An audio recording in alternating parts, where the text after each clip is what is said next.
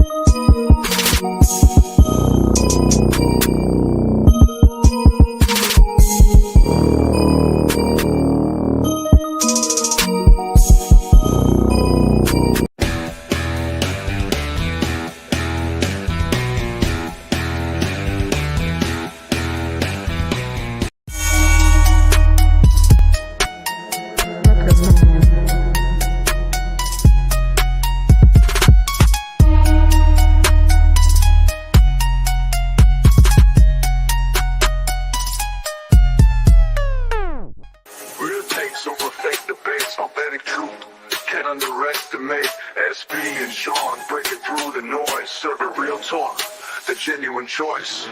No pretense, no hidden schemes. Just sports, passion, fueling dreams. From the field to the court, every play that's made. Real takes over fake debates. Turn it up, hear the honest sound. Unfiltered sports all year round. Discussions pure, no masquerade. Real takes over fake debates.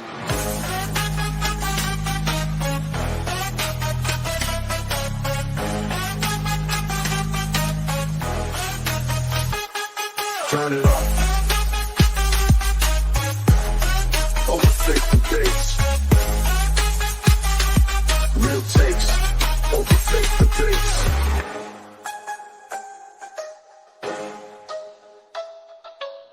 Real takes over fake debates.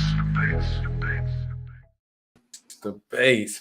Woo! And we are live. It is Friday. SB Talk Sports. Sean Webb, Real Takes Over Fake Debates. Hey, Sean, I ain't gonna lie. I like the new intro to music. Give me jam. And one day I will tell you guys how we got the intro or who it is. The only hint I'm gonna give y'all is not a real person that did that. Is all AI. And maybe when we go lock in. We close locking in with the program that I did. Maybe they can sponsor us, and they could get you guys some good AI songs for your podcast. Like I said, this Real Text over Facebook, SB Sean Webb live every Monday and Friday, sponsored by Swift Engine. Use codes RTOFD to get 20% off your order. Sean, how you doing on this Friday, man? Doing good, SB. How you doing, brother? I'm doing very good, man. Season 2, we got back in effect. Football. I'm happy, man. It's the good time of the year, man. So yes, sir. Appreciate everybody. Tiffany in the chat said, "I fire John." Go James said, "Salute, fellas." Said, "Please like, share, please like and share, subscribe." Todd said, "Salute."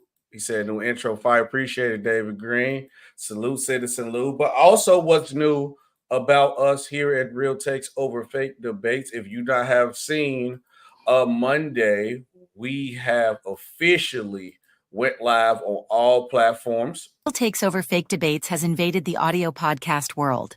Add Real Takes Over Fake Debates on Apple Podcast, Spotify, and iHeartMedia. Leave a 5-star review and comment below. New episodes every Monday and Friday. Oh, yes.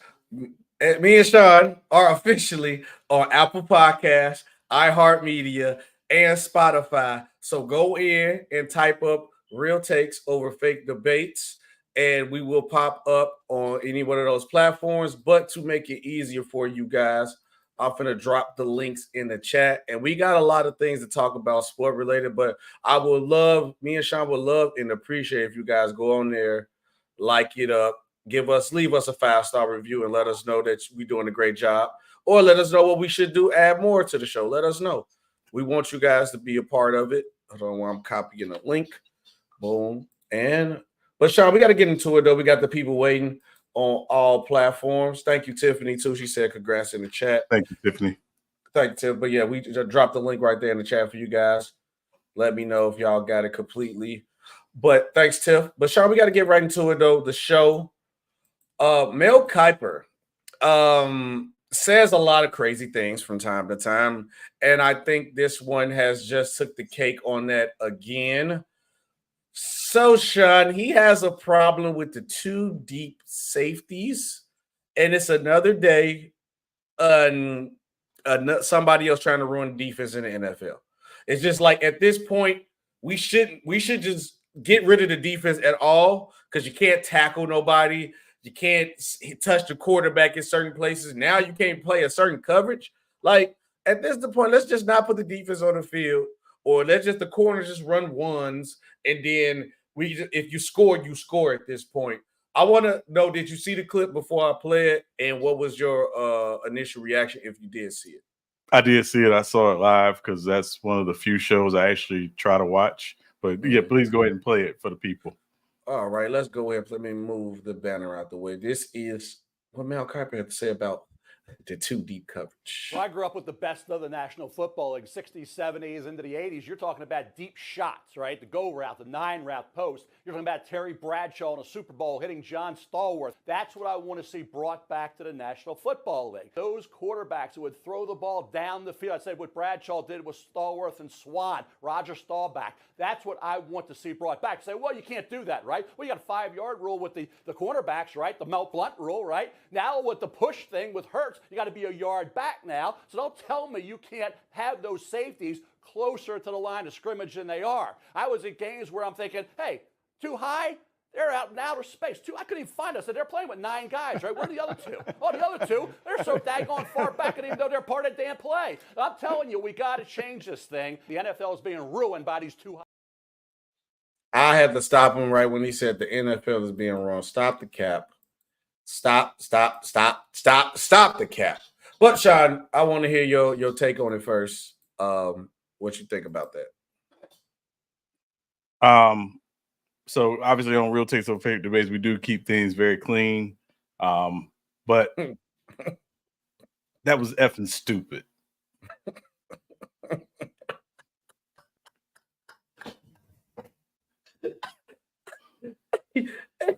Hey, Sean, I was real life done when he said the good old days of the 60s and Terry Bradshaw. No disrespect to Terry Bradshaw. No disrespect to Mel Kiper. I would probably love to have him on the show, whatever, because I need a deeper analysis of this.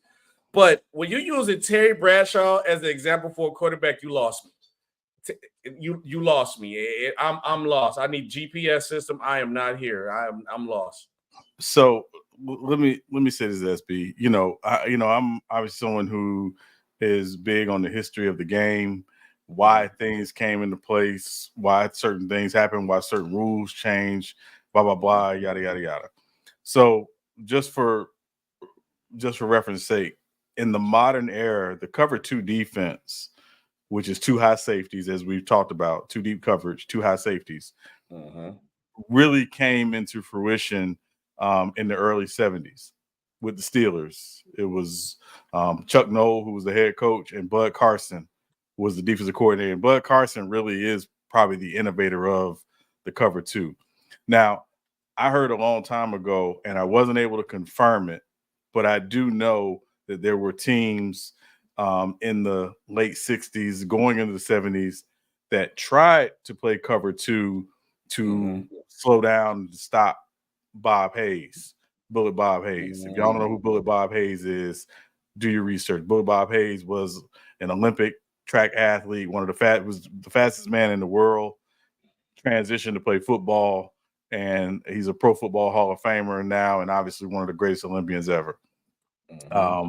And one day I'll share a story about Bob Hayes because I had a chance to meet him when I was in high school. Oh, snap. Yeah, I need to hear that.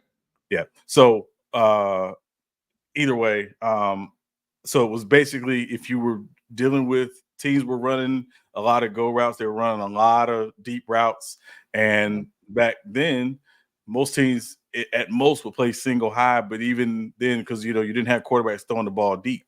Well, you started to see kind of, after Johnny Unitas and some of the others, teams throw the ball deep more. So again, Bud Carson, who built the Steel Curtain defense, and people talk about the Steel Curtain defense. The Steel Curtain defense, one of their attributes was when they knew they were playing on a passing down, they were in cover 2. So I had a chance to interact with Tony Dungy on Twitter yesterday and today, and I asked him about it because Tony Dungy, famously, many people may know, played for the Pittsburgh Steelers, was a DB for the Steelers, and then when he retired, went into coaching. He took the Chuck Noll and Bud Carson defense, him along with Monty Kiffin, to Minnesota. And then when they came to Tampa as head coach and defensive coordinator, we kind of got rebranded to Tampa 2. And again, there were some modifications to it, but it was still the basic principles of cover 2. And Sean, you did interact with Coach Dungy, and I do want to talk about this. And can you give people a walkthrough? I think I got, which one is this, the first picture?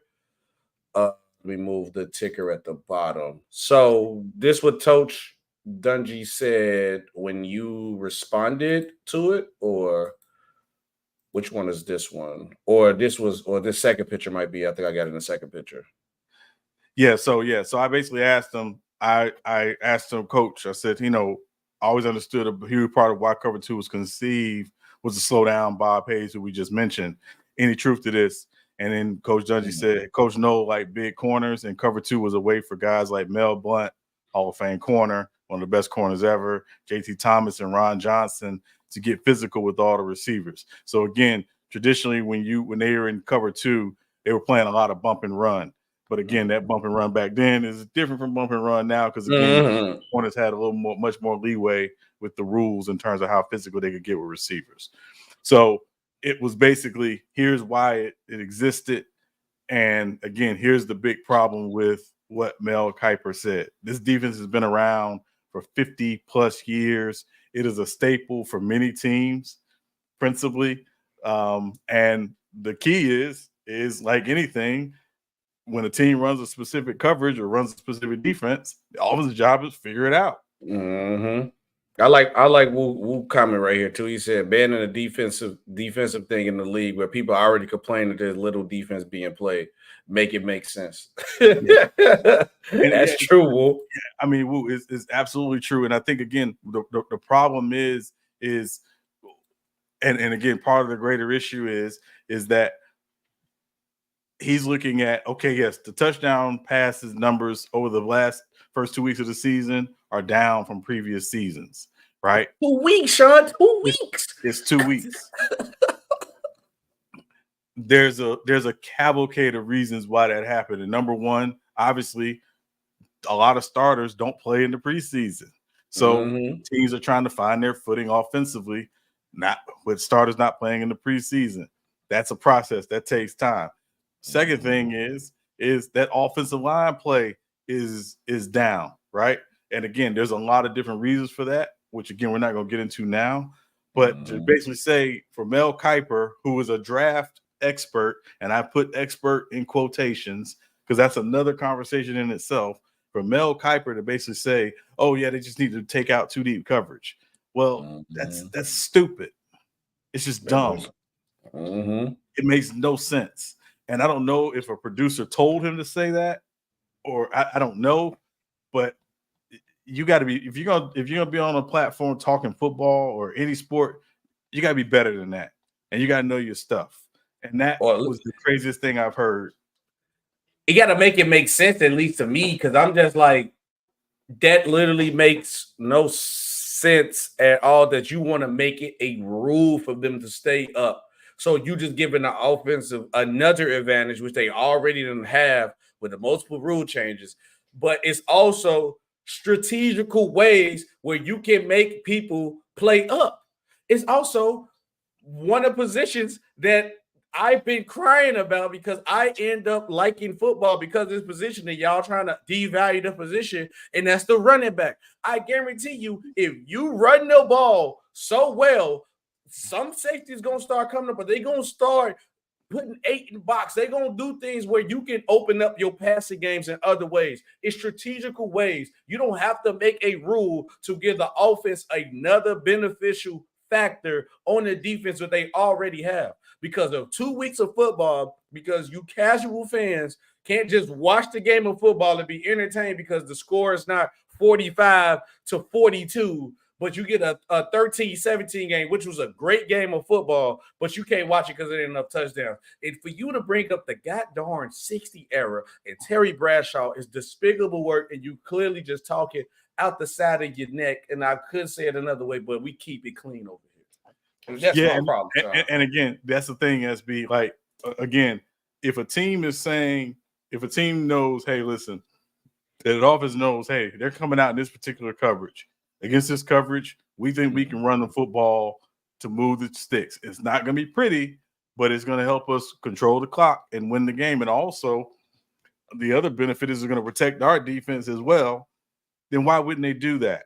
So, again, it's chess. For those people who don't play chess, chess is a game of strategy. And it's not just making moves. It is considering, what is my opponent going to do next? Not just the next move, 5 or 6 steps next. So that's what this is. This is chess. Hey, listen, you're going to come out in this particular coverage. You're going to give us this particular front. We think we got an advantage to do this against this particular coverage in this particular front. If you figure out a way to stop it or slow it down, we got an adjustment. We got a counter, right? We talk boxing all the time. Your best boxers are your counter punchers. It's usually the people that say, "Oh, you're gonna throw this? Okay, I'm gonna light you up because you threw this." So that's football. I think we then got a little too stat happy and a little too numbers happy and a little too analytics happy. And it's again, I understand why they're doing it, because they want to bring in a bigger audience for the entertainment perspective. But at the end of the day, it's a sport, it's a game, and it's a match between 2 opponents, and each opponent has the responsibility to figure out, what do we need to do to try to win this game. That's it. Hey, Sean, you right there. You hit it right on the head, brother. I think you did. That's a good way to close that segment out. You hit it right on the head. I got nothing else to say after that one. I have to agree. Let me know what you guys think in the comment section on all platforms. Comment down below under this episode, especially on the audio platforms or Apple Podcasts. It will be uploaded tonight right after this episode is done. Comment down below. Do you think Mel Kiper is right or wrong? Should they ban 2 deep coverage corners? Safeties, which is done. But a lot of things have been going on in the NFL, because now we're in week 3, week 2. We got a couple injuries. We got a couple teams that's undefeated. We got some teams that shockingly don't have a win yet. But we got to play a game called, Sean, Contenders or Pretenders. Week 3 edition. We got to assess these 2-0 NFC teams that can remain relevant later on in the season. Is they contenders or pretenders? Sean, all right, let's do the NFC teams first. I'm going to go ahead. Let's knock out the back, because one of these are your teams, and one of them is in the same division, so it's going to get spooky after a while. But I'm going to go ahead and go first, which in my early predictions, I had them finishing last in the division. And even though starters 2-0, I still think I got them standing like that. But the Minnesota Vikings, Sam Darnold looking kind of nice, looking pretty good. Justin Jefferson gone, though. We won't see how these still look good with Justin Jefferson gone. But Minnesota Vikings, 2-0. Contender or pretender? I'm going to say this, and it's going to sound crazy. I think they're a contender, but not for the reasons that people think. Okay, you got to walk with me on this one. It has nothing to do with their offense. It's Brian Flores and that defense. And if you all watched the game this past Sunday against San Francisco, he was throwing some stuff. And the last 2 times they played San Francisco, he is throwing some stuff at that Shanahan offense that they were just not expecting. And even Brock Purdy, I think, even went up to him after the game and said, man, so I think crazy. I think their defense, and again, they don't necessarily have the biggest names on their defense. Probably the biggest name on their defense is Harrison Smith, but just what they run schematically, and again, the looks that they're giving you. And again, one on one, and again, it was crazy watching it, because again, this is just, and Brian Flores, for those many people know, he's a Belichick disciple. He started his career with the Patriots before he went on to the Dolphins. He is a guy who he understands how to deploy guys in different places and different spaces. I think Minnesota could be a problem, and I know we didn't necessarily give them a lot of just due early in the season, but just because of what he can help them do defensively, I think they can be a problem. And also, I want to be also very clear too. I think Brian Flores, if you're a team and you're looking for a head coach this offseason and you need to fix your defense, Brian Flores should probably be your first phone call. So there's a couple teams I'm not going to put them out there yet, but if I'm looking at how they're playing this season defensively, he would be my first phone call. So I'm going to say Minnesota's a contender, but not because of their offense, more for me because of their defense. Okay. I can respect that. And I do think their schemes and their defense, I'm highly praising the Minnesota Vikings defense because that's the reason why they really been winning games. But I just don't trust their offensive enough, and I don't trust Sam Darnold enough and Jetta being out for them to get the job done, where their defense is only going to get them so far. And when I'm looking at their schedule with other teams they got to play, which they did beat, the 49ers win is a big win. And I'm not going to deny that win, but then you got the Texans coming up, the Packers, the Jets. And I don't think no matter how much their defensive gets stopped, I don't think they're on offensive side of the ball, they're going to be able to keep up consistently. Because no matter how good your schemes are at some points, people going to catch on, people going to make plays, or, stars just going to make plays. And then now it's going to be like, okay, we tried everything we could defense. Sam Darnold win us the game now. I can't trust that. I'm going to say pretender. I think they started off the season good. I think they caught the 49ers at the right time where everybody's still a little bit rusty. But I'm going to go pretender for those. The next one up on the list, the Seattle Seahawks, Sean, contenders or pretenders? So I had the Seahawks as a playoff team early in the season before we did our preseason predictions.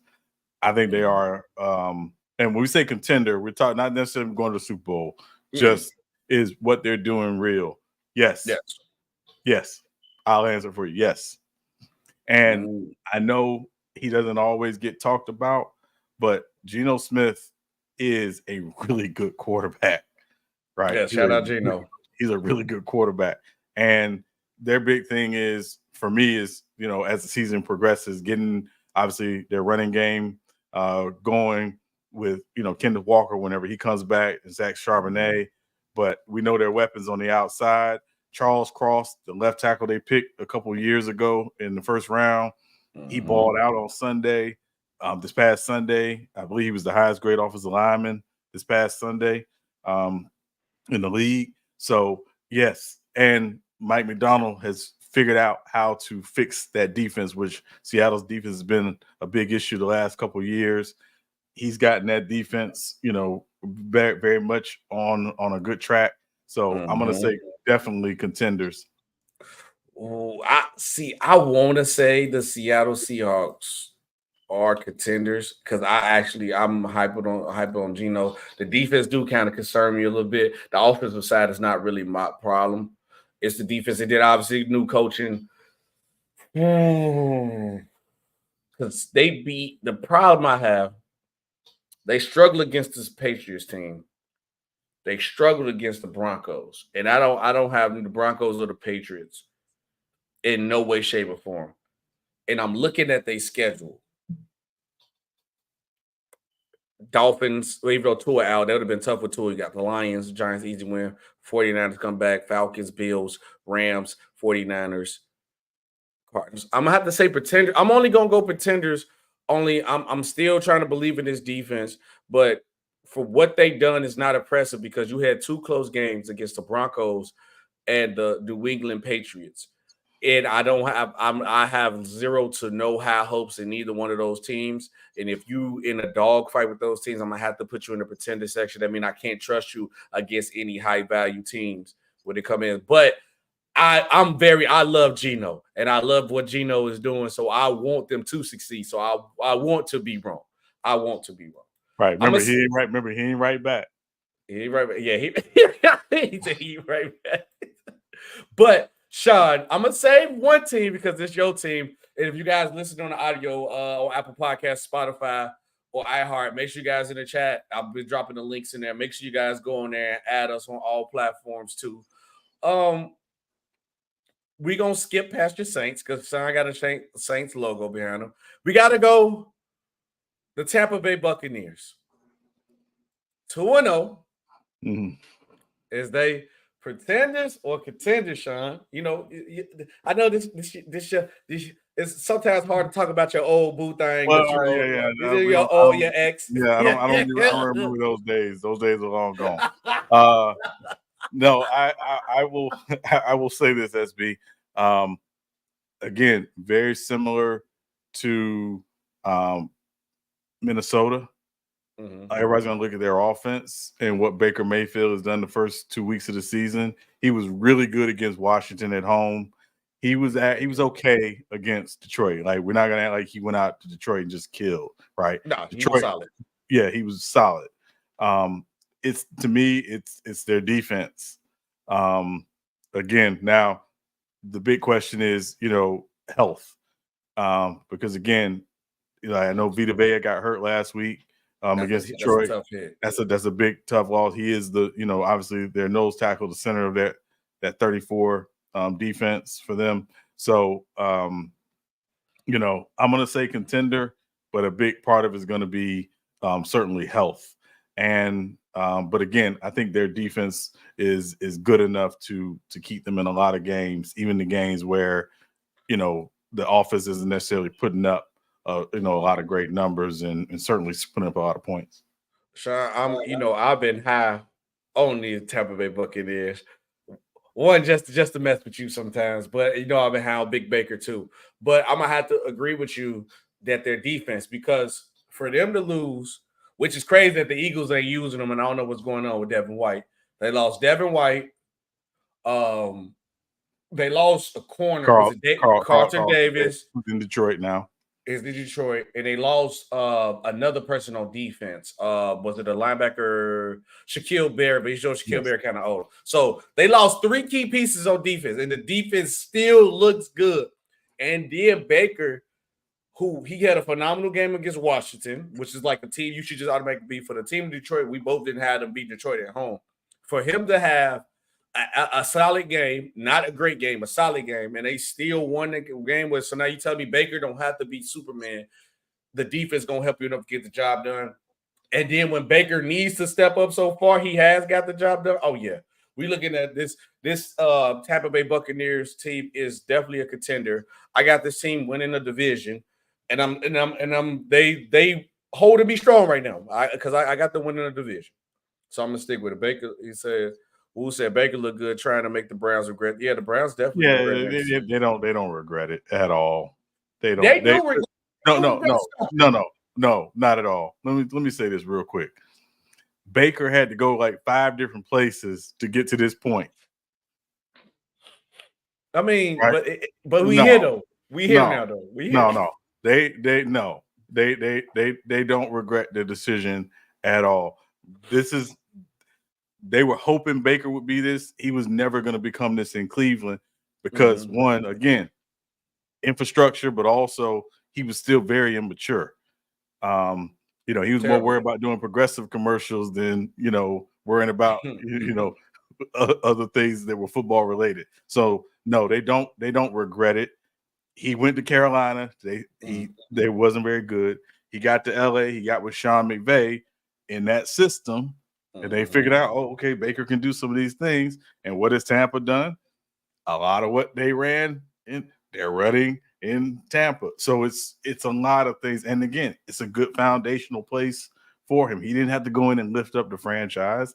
He's coming into a situation where, they got a good infrastructure in place, and he can just play football. And also, he ain't worried about being a celebrity no more. Nope. He just play football, go home.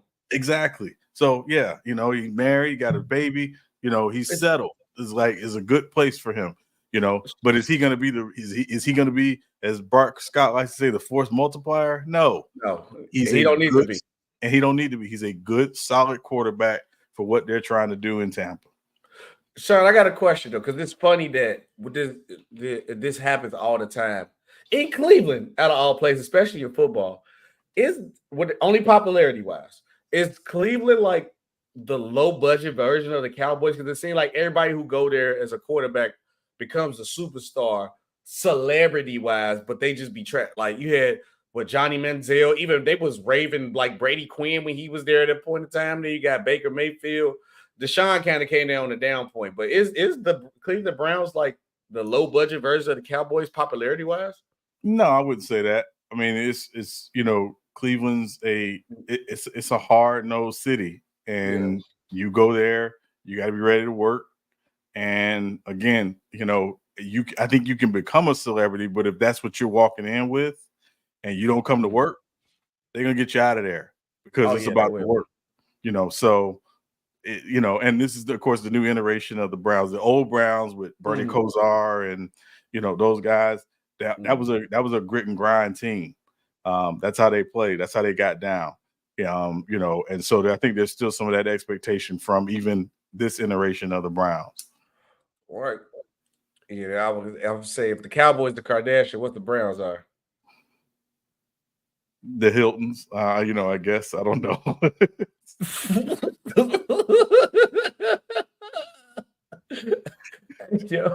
Hey yo. Oh, man, hold on, wrong ticket. Oh man, you made me hit the wrong ticket. But oh my God. So Sean, last team on the list. I typed the wrong ticket laughing at you, man. Last team on the list, I'm gonna let you take the lead on this, man. Your New Orleans Saints. Hold on, before we got a comment in the TikTok chat. Jonathan wanted to know: would you trade Stevenson and Jetta for Godwin and Gibbs for fantasy? You talking for fantasy? Oh, Godwin is cooking with Baker. Jetta is hurt. But I don't know. You got to be talking about fantasy because none of these guys on the same team. Yeah. But we have to start doing the fantasy segment too, since we do fantasy. We might have to start adding a fantasy segment there. That's true. I would not trade Justin Jefferson. How long he's out? I gather it's week to week right now, but I'm not sure. But that said, the mistake people make with fantasy is instant gratification. You got to play the long game with fantasy. If a guy's out for 2 weeks, just manage. If a guy's out for the season, obviously that's a different animal. Yeah. I would not trade Justin Jefferson. No, because he go get the ball and he go when he come back. And then Stevenson been cooking with the Patriots though, because Jared Mayo he gonna run that foosball. So yeah.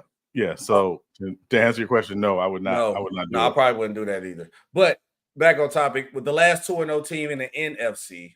The New Orleans Saints, they're the real deal. Is it finally for Sean to finally stop calling Derek Carr Derek Vehicle? He could get his last name back, Sean. Is this your quarterback now?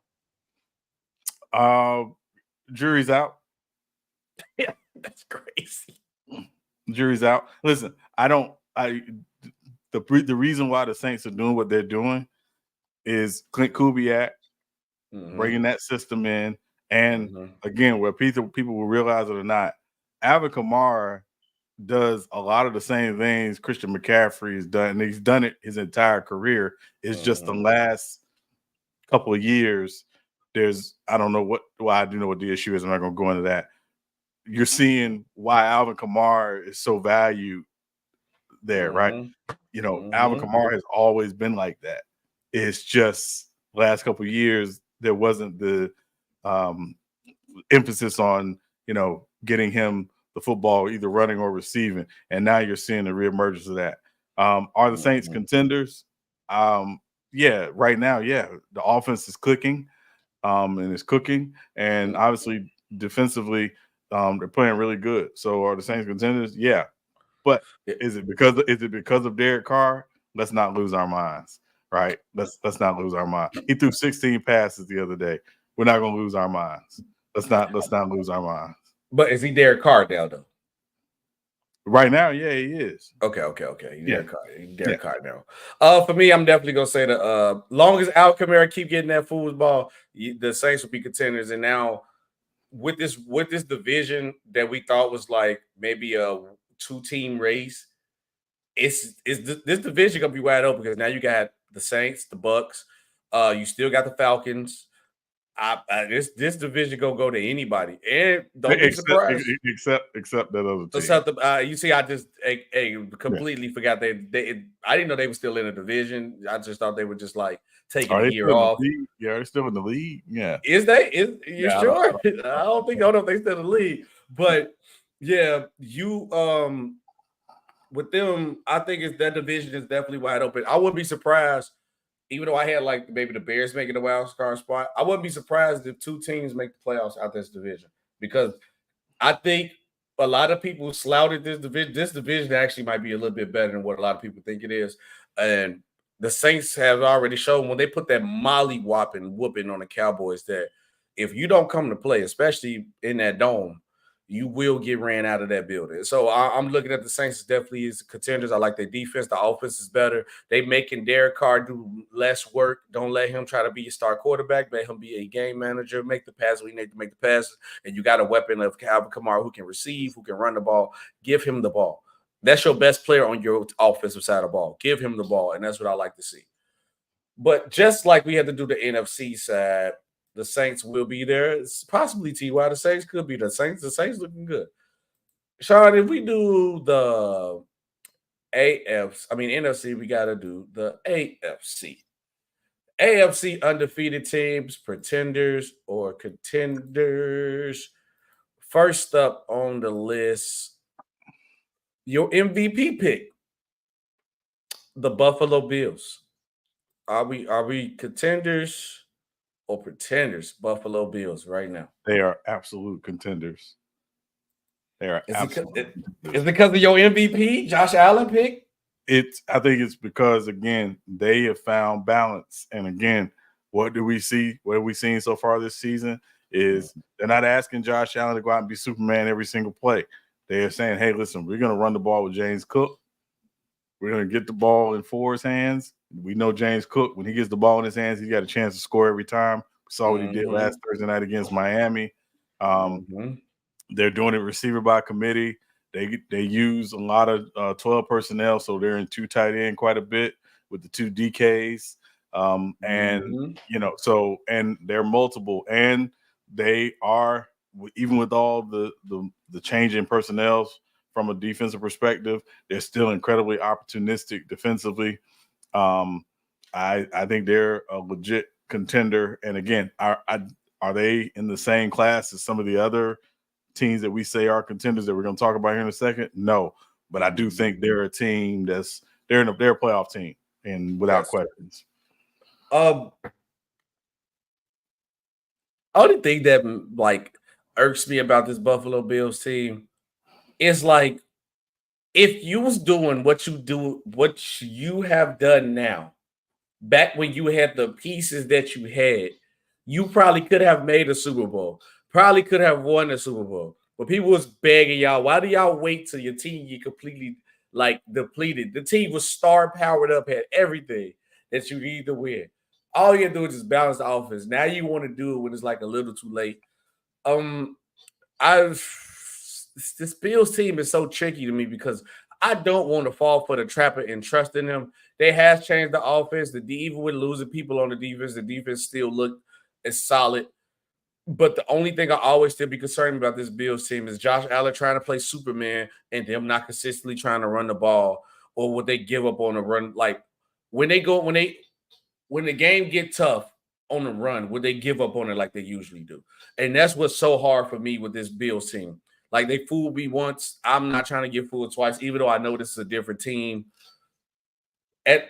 Today, how I'm feeling, I still think they pretenders. I had them finish in third in the division. I'm so far, even with Tua being now only hurting that point right now, but I still stand on business with my decision only because of that. I just don't trust them sticking with the same game plan consistently. There's only 2 games of it. If I get this for by week 8, I'm back in. I'm back in. They contenders and not believing in them. The next 2-0 team, Shaw's, is the Pittsburgh Steelers. Tough division.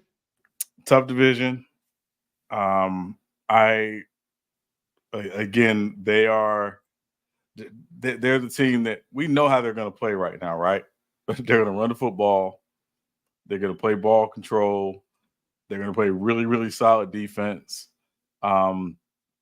Obviously, with Justin Fields starting right now, I don't want to say they have the training wheels on Justin Fields, but they certainly are keeping things, largely simple for Justin Fields. But I will say, I think, what they're doing is working. The one thing we know they're going to do, Steelers going to win 9 games. They're going to win 9 games. Right. They are going to finish above 500. Are they a legit contender? No. But they're going to win 9 games. And again, I think the big thing for them this season is to see if Justin Fields, for as long as he's starting, if he can be your future at the position. Right now, so far, so good. But, they are they a contender? No, but they are. We know they're going to finish above 500. So I'm going to say no. Yeah, this is the best time for them to try to take off and separate themselves in their division, because right now they 2-0, the Browns 1-1, the Bengals 0-2, and the Bengals look terrible. They in shambles, which you're gonna talk about the winless teams too, and the Ravens are 0-2, which we know that's gonna change. So this is the chance for the Steelers to take off. And we talk about their defense alone. Oh, contender defense, but I don't know about that offensive line. We still trying to worry about Justin Fields, still trying to find his footing. What's going to be the case when Russell Wilson come back? Because it's Mike Tomlin, which I know Mike Tomlin will do that. But when Russell Wilson come back, and if Justin Fields got you say 3-0 or 4-0, you can't sweep the rug under his feet. You got to stick with Justin Fields. So I think it's just too many question marks around this team right now, and their division is kind of too tough to call them contender. So I'm definitely going to lead them on the pretender side. Let me ask you something, SB. Just in your general thought, is there anything that Russ could come in and do that Justin Fields can't do? No, at all. Yeah, I think Russell Wilson got hurt, I feel like it was already Justin Fields' job. It was just when Justin Fields was going to get on it. But once he got hurt, I was like, oh, yeah, he gave him the job. Only way Justin Fields is not starting is if Justin Fields just play God awful. He's not going to do that. And I'm glad I see the young man prosper too. The next team on the list is the back-to-back champions, Kansas City Chiefs. I don't think we got to stay long on this. The contenders, man. I ain't nothing to debate about. Patty Mahomes. They're contenders. Again, I think obviously the big thing is, their defense playing at a high level the entire season. They're going to be without Isaiah Pacheco. That's a tough hit. Well, it's a tough hit, but they did bring Kareem Hunt back. So, we know what the success that Kareem Hunt had when he was there, albeit, a few years ago. I think they're contenders. And again, it's going to come down to their defense continuing to play at a high level. And again, can they remain a team that tries to stay balanced and isn't asking Patrick Mahomes to go out and be Superman every single week, every single time he touches the football? And I think the answer to that is no. Now, one thing I will say, they got to get Travis. Well, and I say Travis Kelce got to get going. He's been pretty non-existent these first 2 weeks of the season. We got to get Travis Kelce going. Because again, once he gets going, again, I think you'll continue to see the emergence of Rashee Rice and also Xavier Worthy.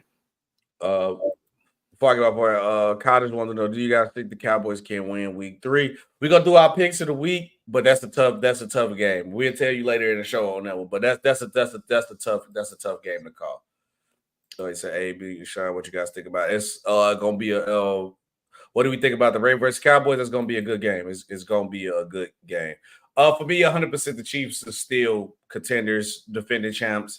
I do agree they got to get Travis Kelce going. How Travis Kelce started so bad this first 2 weeks, I ain't gonna lie, Sean. If the Chiefs win, Travis Kelce retiring.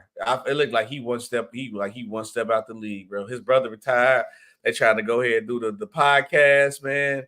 He trying to keep his Jim Carrey mustache from a certain movie. I'm gonna let you guess what that movie is with that mustache that he got. But he just I think he done, man. He got 1 foot out, and Travis Kelce look a little bit slower than usual. But they definitely, for them to win though, they need Travis Kelce, point blank, period. Now the question of these next 2 teams is: should I go with my favorite team or my MVP pick team? Let's do it.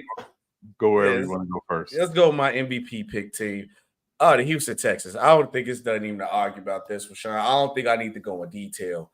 But the Houston Texans are they're legit everywhere around. I don't have a complaint about the defense. I don't got to complain about the offense because obviously still early, so things going to improve and move better. And I darn sure don't got no complaint about the coaching. The coaching is the best part of this team. So high contenders, Super Bowl contenders. Yeah, I mean, big question for them obviously is Joe Mixon, his health. But they got a pretty good running back room, obviously, with Cam Akers, as well. But they're contenders without question in my mind. And again, if they make the AFC Championship game, I don't think that will surprise anyone. No. So we'll see. Last but not least, my LA Chargers, which still be San Diego Chargers. Contenders or pretenders, Sean? Go ahead. Pretenders.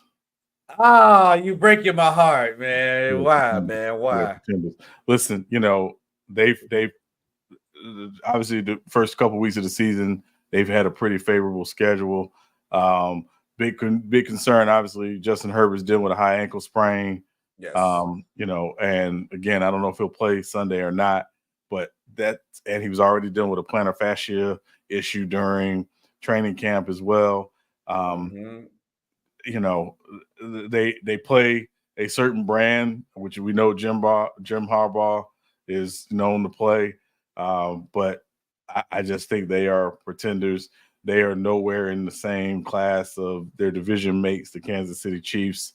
They're going to win some ugly games because that's how they play.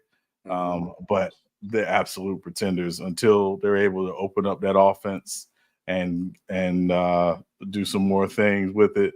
They're absolute pretenders. Tiffany, a hater. She said Tiffany comment the pretender charges is crazy. But come on, Sean, man. Look, man, we are contenders. I can argue right now. We got the best offense. We might got the best offensive line in the league right now. Shout out to that rookie pick. Shout out to that rookie pick, Joe Alt. Joe Alt has been looking like a beast. And so far, out that first round, if I go back and look at this draft board, Joe Alt looking like one of the top 5 talents out that draft right now. And he was number 5. It might be so far. He might be playing the best so far out the who played better than him out the first round. Maybe Xavier Worthy, maybe Marvin Harrison. Well, I mean, obviously position specific, but no, he's played well. Listen, I mean, again, for how they want to play, he's played really well. Yes, no disputing that. Again, I think the big thing is, are they contenders?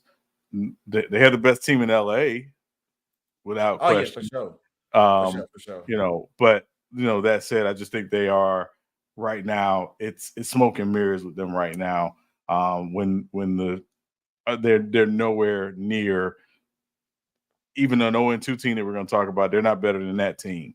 It's just favorable schedule, and obviously, them playing a style of football that has benefited in the first 2 weeks of the season. Yeah. Other thing I know about because we played the Ravens, the Raiders and the Panthers. But like the other team we just talked about from the NFC side where they didn't beat nobody, we handled them favorably. Like we showed that we're the better team. Panthers didn't put up they only put up a field goal, the Raiders only put up 10. We handled them favorably. And the other team we talk about that's winless just lost to this Raiders team too that we're going to talk about, Tiffany, Baltimore Ravens. But I'm just saying, I think we contenders. Now, like you said, Sean, early, we didn't say Super Bowl contenders. We just said contender, and I believe we're going to make the playoffs. So, and then with Pacheco being now, we can make a run, and that Chargers game definitely coming up. Before we get into the winless teams, we're going to stop real quick and have one quick word from the sponsor. Want to be a part of Real Takes Over Fake Debates with sponsorship, promos, or even a shout-out? Go to business@realtakesoverfakedebates.com or business@SBtalksports.com. Now, back to the show. Well, Real Takes Over Fake Debates, SB Talk Sports, and Sean Webb coming to you live every Monday and Friday, sponsored by Swift Energy.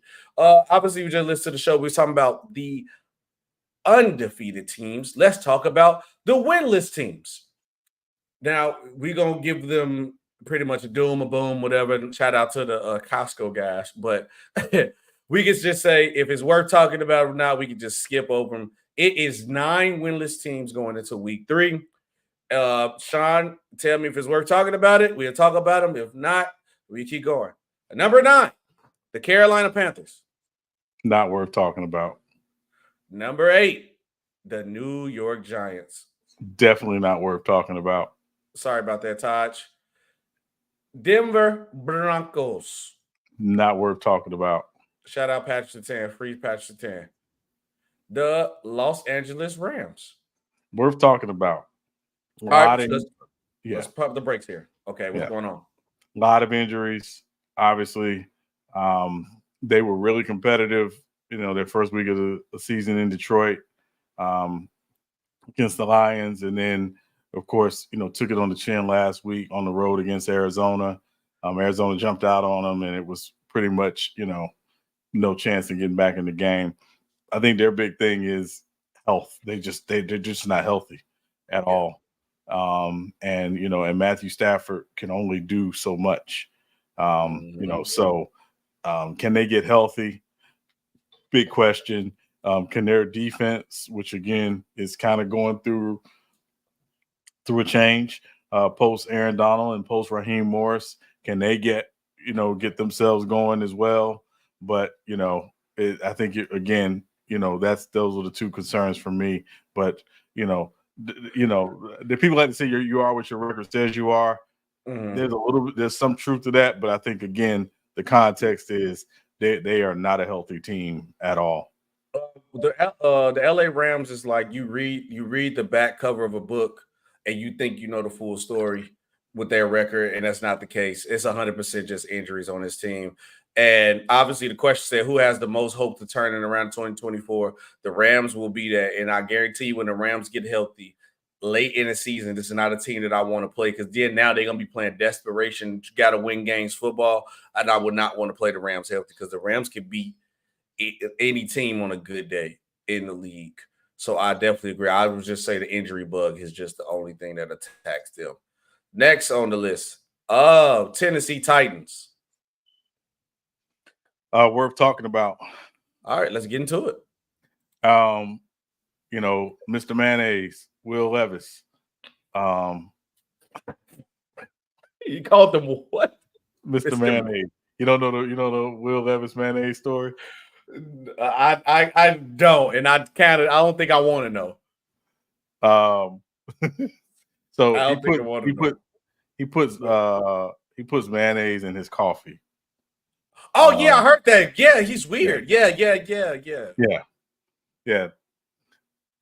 No, anyway, the memes starting to make more and more sense now. The Bears throw meme and then that diving.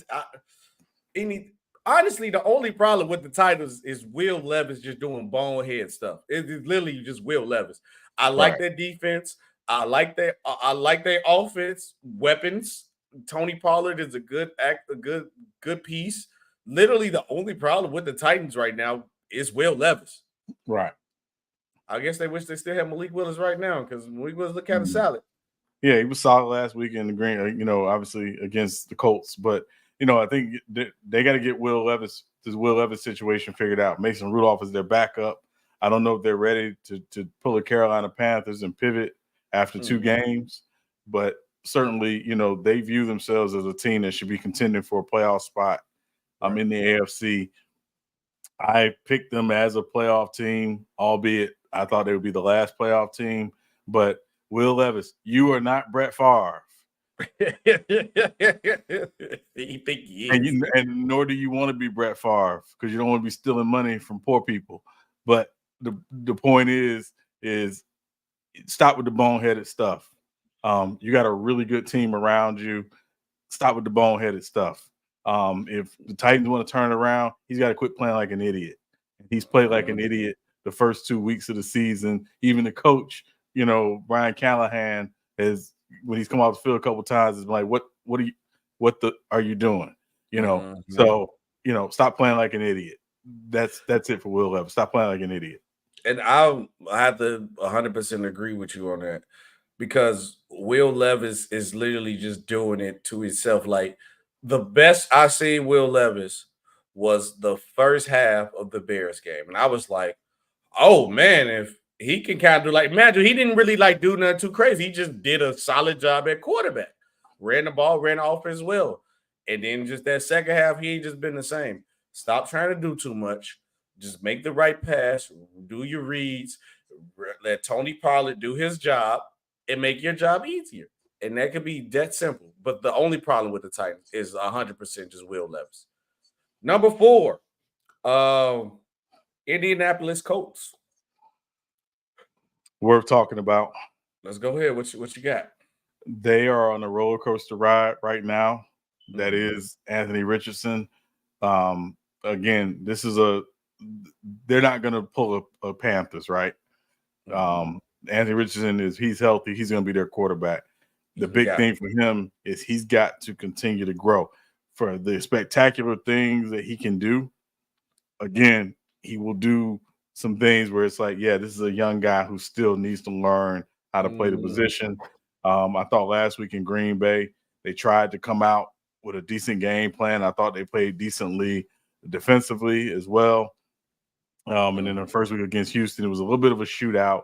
But, of course, it came down to, Houston just probably being just a better team. But, the Colts, you're not a playoff contender this year in Indianapolis. Your job this season is to develop Anthony Richardson. And so going into the next season, you're looking at your roster. And, again, there's some things I think they're going to have to look at defensively. But getting him ready to be, your franchise quarterback for the long term. Because, again, you weren't a great football team before you got him. So develop, and be patient with the development. That's the key. Yes.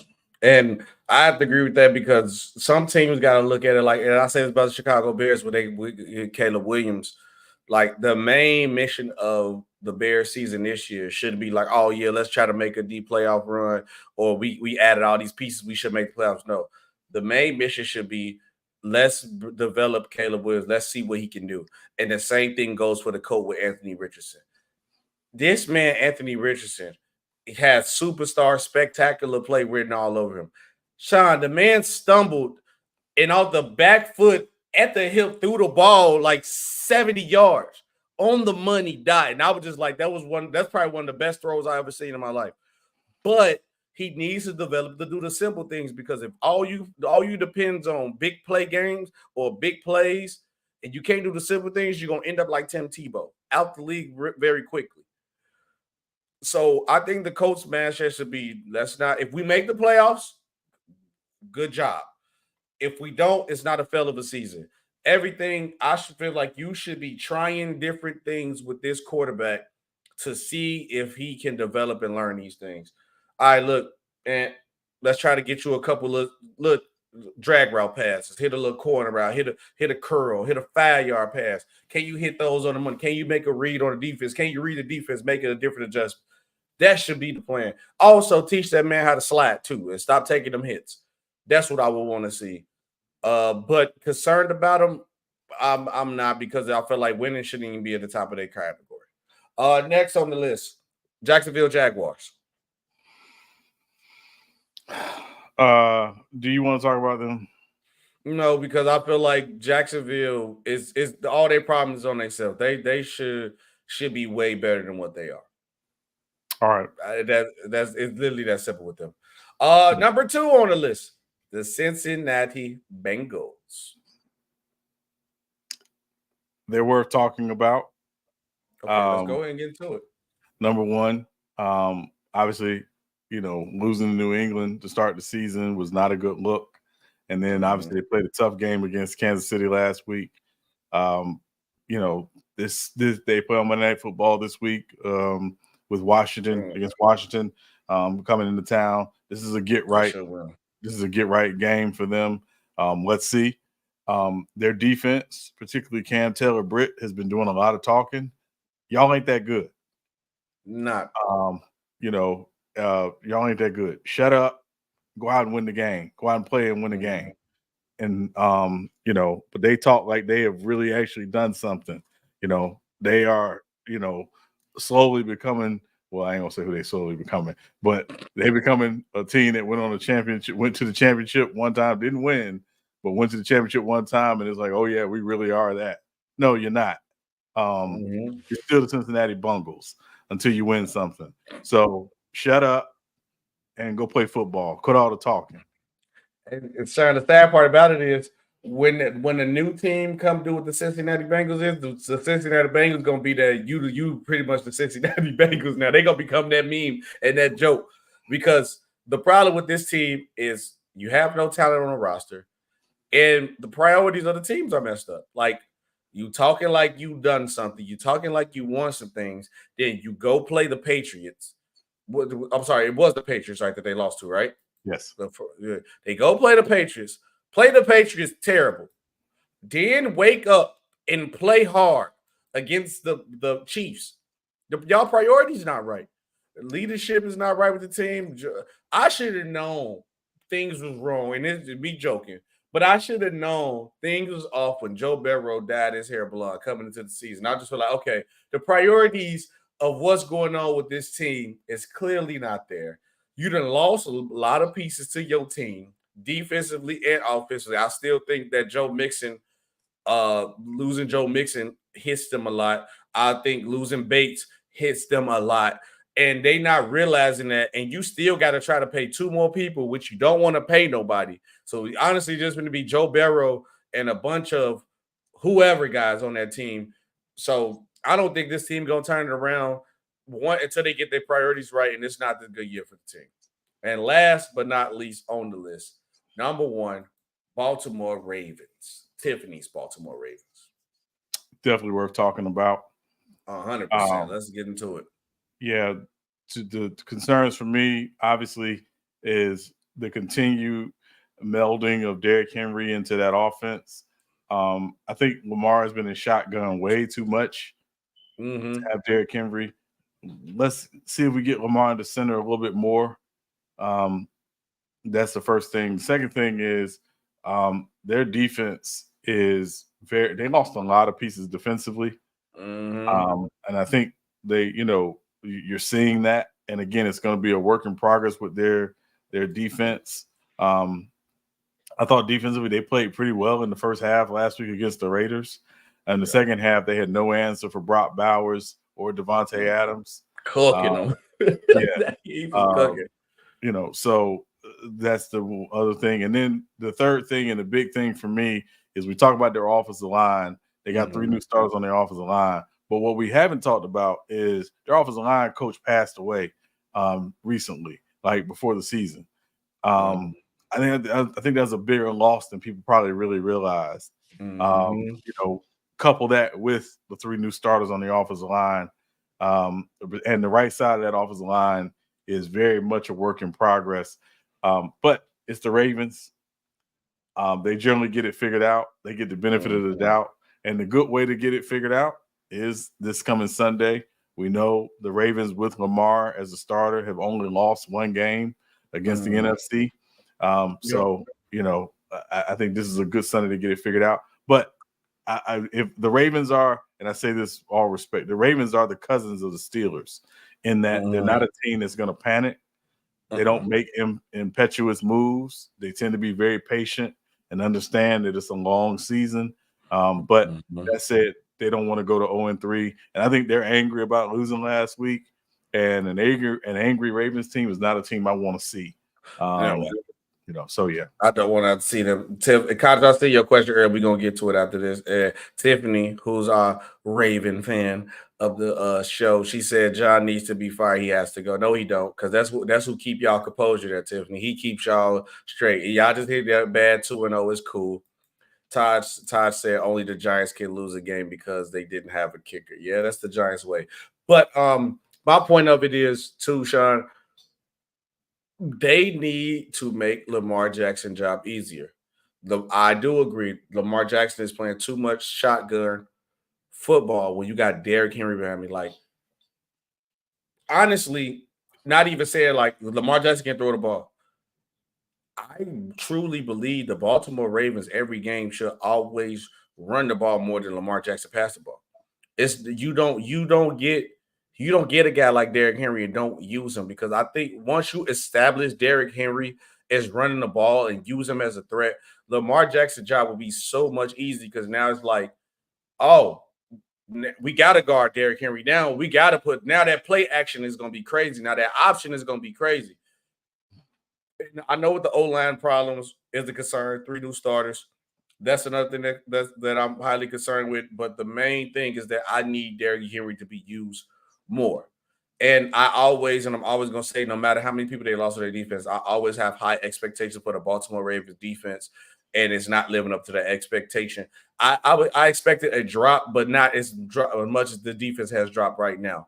It went from like one of the best defense in the league. Now I feel like they right now are like middle of the pack, and I want to see more ground and pound, dirty football, and I want to see more control of possession of the game in the Baltimore Ravens. For me. And then to answer your question real quick, Cottage, I seen in the chat, he said, is Joe Burrow better than Dak Prescott, you guys? Right now, no, but I'll say right now Dak playing better. What you think, Char, real quick? I would say Dak is playing better right now, but Joe Burrow did play well last week against Kansas City. He did play well, but yeah. If we just going to rank it before seasons, I might have put Joe Burrow higher than him, but yeah. Speaking of another quarterback, old man Aaron Rodgers shines on Thursday Night Football against the Patriots. Not really crazy. Is Aaron Rodgers back now, Sean? He denied his coach a hug. He went 27-35, 281 yards, and 2 touchdown passes, 1 to Garrett Wilson. And he had a funny thing to say about Mel Kiper at the end of post-game presses. But real quickly, Sean, is Aaron Rodgers back? He was really solid last night. He looked really good last night, obviously. And again, the thing I was watching for, which again you watch for any player coming off this injury, is their movement. He was moving last night. I thought the Patriots at times didn't do a necessarily good job of trying to keep him in the pocket, with their rush. And he moved well. He threw well off the run, which we know traditionally Aaron Rodgers, when he's outside the pocket, he's one of the higher rated quarterbacks in league history outside of the pocket. But he moved well. And again, I think he played a really solid game last night for, to be their 3rd game in 11 days. I thought he really, really played well. So, we'll see. But yeah, really solid win for them last night. And again, they get a little bit of a mini bye, playing on Thursday Night Football. But yeah, he was really solid last night. Yeah, and I think these next couple of games is where the Jets should take advantage of it. Aaron Rodgers did look nice. He looked like more in rhythm. The offense is getting it going. Obviously, he got injured last year. So I think this is a good sign for the Jets. And this was the perfect chance to start it, because now you got the Broncos next, which is going to be a pretty much a givey game. The Vikings, that's going to be a test game because of their defense. You got the Bills, the Steelers. So you got a couple of test games to get their offense going. And it's like games they should still even win. So that's a good balance to have when you're going against good defenses, but the team is not really as good enough as your team, so you should still get the win. So, yeah, I think Aaron Rodgers is back for the moment. Sean, another quarterback we got to talk about who will be tested. Your favorite quarterback, Mr. Brock Purdy. He will have to play the LA Rams, who is hit with the injury bug, but the 49ers is hit with the injury bug also. So, battle of the big injury bug teams, no weapons, but no Christian McCaffrey, no Deebo Samuels. And early today, it said George Kittle, so we just gonna assume no George Kittle. Is this the true test game for Brock Purdy to see does he deserve that contract? I think this is a test season for him. Obviously, coming off of the Super Bowl loss, this season has started out, little shaky, I'll say, for them. Again, Monday Night Football, they ran the ball really well with Jordan Mason. And then last week, obviously, we know about the struggles they had in Minnesota.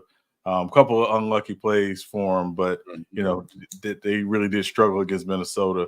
Again, this is they say it's a quarterback league. We know quarterbacks get the money; they get paid. Let's find out if he's worth that. 49ers Rams is always an interesting matchup because these are divisional opponents, and we want to see what they do. But I do think it is an absolute test for him, and also I think again they've been a team that's largely kind of dependent on balance, and not just offensive balance, but offensive defense balance. They're going to be missing a couple of guys on the defensive side as well. So we'll see. This is an absolute test for him. But I don't think he can go out and try to win the game on his own. I think he's just got to go out and play really solid football. And when they need him to make a play or two, he's got to make a play or two. And we'll see what he does. Yeah, definitely see what he does. I think this is a test game, but I 100% agree with you that it's a test season because once you get this money, you're not going to have the talent around you that you think you're going to have. And I don't blame Brock Purdy for going to get this money because he was the last pick of the draft. So obviously that paycheck don't hit like everybody else's paycheck. But you got to understand, this game is going to feel like it for every other game you play once that money start hitting. So you got to be prepared for that. And if you want to keep a good team, maybe you might take a pay cut. You might have to, because if you don't, you go end up bad, and you could be in a bad situation. They can start calling you a bad quarterback, and you can end up like this quarterback that we're going to talk about here. Bryce Young said he is open to anything regarding the Carolina Panthers situation, whether it's being traded or being on the team, being a starter, whatever. What is your reaction for this? I think they done broke my man confidence already. Now I don't think it shouldn't even be necessarily broken, Sean. There's been a lot of talk, obviously, this week about that. And I said on Monday's show that he played 19 games. That was actually incorrect. He played 18 games. He started 18 games. He missed one game last season with injury. I think the big problem, and again, we talk about this all the time, SB, is this organization in the position to develop Bryce Young? Did you say, hey, listen, we drafted this guy because he did this in Alabama. We know his history. Wherever he's gone, they've won. Why are we not winning with this guy? Did we do everything in our power to do it? Cam Newton, who obviously, probably the greatest Carolina Panther ever. Yes. Career-wise, but also a quarterback, talked about running game, offensive line, tight end, defense. Those are all major issues for the Carolina Panthers. So this ain't all on Bryce Young. It's not all on Bryce Young. It never was all on Bryce Young. And I want to say this, SB, and we talk about situations all the time. I think if I am an African-American quarterback preparing to, play in college and obviously eventually play in the NFL, I'm watching this Bryce Young situation and how Carolina's handled it. And to a lesser degree, I'm watching the Chicago situation with Caleb Williams. I think it's going to be – we're getting very, very close to the point where black quarterbacks are going to have to start doing the Eli Manning and the John Elway thing. It's no longer, hey, I want to be the number one pick. No, I want to make sure I get to the right situation for my career. You know who the first black quarterback that's going to do it? It's going to happen next season. You think it's going to happen with Shador? Oh, 100%. Prime already said Shador doing it. Let the Giants have the first pick. He said he's not going. He already said he's not going. And he said he's gonna do that with Travis too. If Travis not going, he said they're gonna hold out. Yeah. So again, I think the big thing for me anyway is, we need to see more black quarterbacks do this. And again, it's largely been frowned upon for obvious reasons, but we need to see more guys do this. I think it is a massive problem. And again, I don't know what Bryce's future is going to be in Carolina. Nobody's talking about, again, 3 head coaches in 2 years. That's bad. That's terrible. Multiple front office people. The only consistent thing has been David Tepper, who is a big part of the problem. So again, if I'm a black quarterback, I'm absolutely watching this situation, and I'm saying, know what? No, being the first pick is cool. I want to make sure that I make it very clear. Here's where I'm okay going. Here's where I want to go. And if you draft me, this team A drafts me, I may not sign with you. I may not report. They need to take greater control for their career in the situation they're going to early. And it starts with looking at the organization and the structure of the organization top to bottom, because that stuff matters. And we say it all the time. I don't care how talented you are. Very few people can transcend a crap show situation. And the Carolina Panthers are a crap show. Oh man, more than a crap show. Probably like one of the worst franchises right now. Besides them, I think them and the Giants are in a tight race right now. When I look at the situation, I think back to, imagine I'm in Chicago right now. Everybody cried that the Bears didn't take Patrick Mahomes. We took Mitch Trubisky, worst pick ever. Patrick Mahomes would not have been Patrick Mahomes if he would have been in this situation. He went to the right situation with the right coach, and had the same coach, stable situation in Andy Reid, who wanted him and used his skills and honed him to be one of the best quarterbacks in the league. A franchise can ruin a quarterback, and people sometimes forget this, and people quickly throw that buzzword out, or this player was trash. Every player in the league, even the 6th, 5th, late round picks, were either one of the, if not the best player on their team, one of the best players on the team. Everywhere they go, they was the man. They was talented. You could go to a wrong situation where the coach don't use you right, the organization don't use you right. Bryce Young in a situation where the coaches and the people in the front office not even keeping their job. So he don't even got control on who calling the plays or who gonna be controlling who gonna be on the field. So you going in with 2 or 3 different people game plans since you started your career. You come into the like, oh yeah, Bryce. So we gonna build this team around you. We gonna air raid the ball. We all that. You go, okay, cool. He get fired. Next guy, nah, Bryce, we gonna make this short and simple for you. We gonna run the ball, pack heavy. He get fired. Now the other guy, he probably don't even want you. The GM didn't even pick you. He don't even want you, not his pick. And now you playing bad, making this job even easier for him. And people don't understand that dynamic, because the part of which we talked about earlier, the Mel Kiper situation, people wanted to just be easy offensive stats football, because all people look at, because of betting, analytics, and social media, people don't really watch the game. They don't look at those situations. They just take things for the numbers on the stats on the papers and think that's the end all be all the story. And that's BS, because you got a young, talented quarterback like this guy is, who clearly is in a bad situation, but you gonna tell me that he trash. We got to stop this, man. And that opens the biggest question of them all, Sean. Can a franchise ruin a quarterback? Absolutely. Absolutely. And I know, we're, don't have a lot of time, SB, but we can do a much deeper dive on that, where we can show historically how was a franchise set up before they got a specific rookie quarterback or a young guy, what ultimately happened to that young guy, and how much did the organization not being in the position they needed to be in factor into that. We see it constantly. Now, again, that's not completely absolving the young guy of their responsibilities. But that said, it's so much bigger than just oh, let's just go get a quarterback. I've been seeing mock drafts now, and it's like they're already mocking Quinn Ewers or Carson Beck or Shador to Carolina and to the Giants.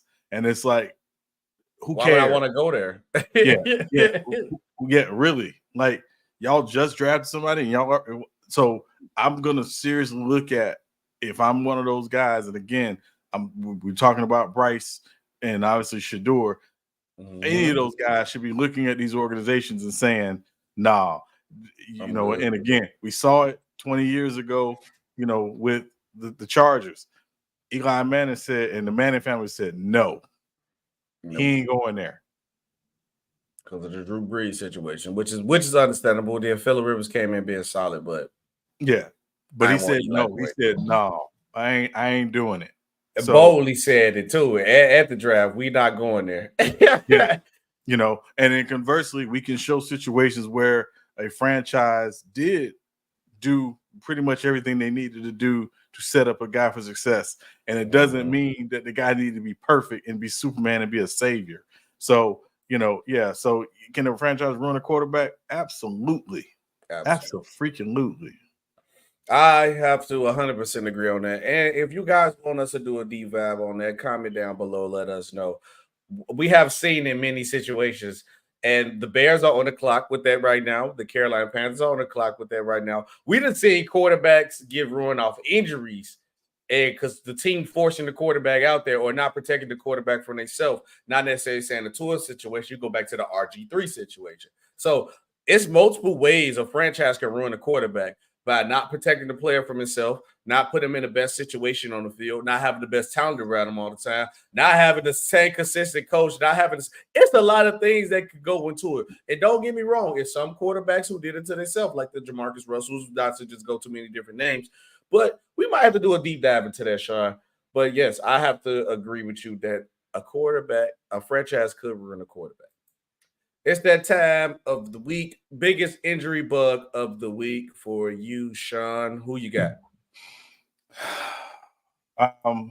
Obviously, right now, the Justin Jefferson situation is interesting. I know he's, not currently listed on the injury report, but don't know if he's going to play this week. They're already without Jordan Addison, so that would be a big one.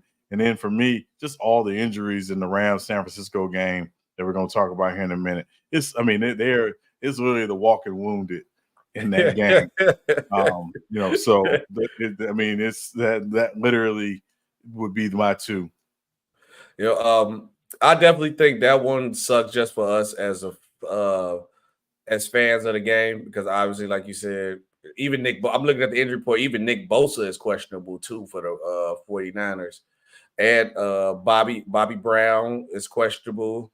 That's crazy. It's a lot. It's a lot of injuries going on. But the my injury bug of the week, I go to Isaiah Pacheco, the Kansas City Chiefs. I feel like people don't realize how valuable Isaiah Pacheco is, and he's big part of the reason why they won a championship. So now it's like Travis Kelce. Now you got to ball out. Somebody else going to have to step up as the next man up, because I think probably besides when Travis Kelce was very impactful, I think Isaiah Pacheco was the next best supporting guy on the offense. But if you take Travis Kelce out, you go like Pacheco, then Rice maybe. So my injury bug, we got to go to Isaiah Pacheco for sure. We got to get into some hardwood situations before we get to our picks of the week. But let's give one more word to our sponsor before we go into that. Want to be a part of Real Takes Over Fake Debates with sponsorship, promos, or even a shout-out? Go to business@realtakesoverfakedebates.com or business@SBtalksports.com. So, Sean, Philadelphia superstar center Joel Embiid has agreed to a 3-year, $193 million extension. Long story short, I think it's well-deserved, well-earned. Joel Embiid is their star player. And I think this last 3 years is going to be the last little bit that you could get out of Joel Embiid. You just signed Paul George. Tyrese Maxey's going to the next level. You got to make this push, and you got to secure your assets. So I like this signing. Yeah, I think certainly they made a massive decision here. This is going to guarantee Joel Embiid over the next 5 years about very close to $300 million. He's talked openly about wanting to finish his career with the Sixers.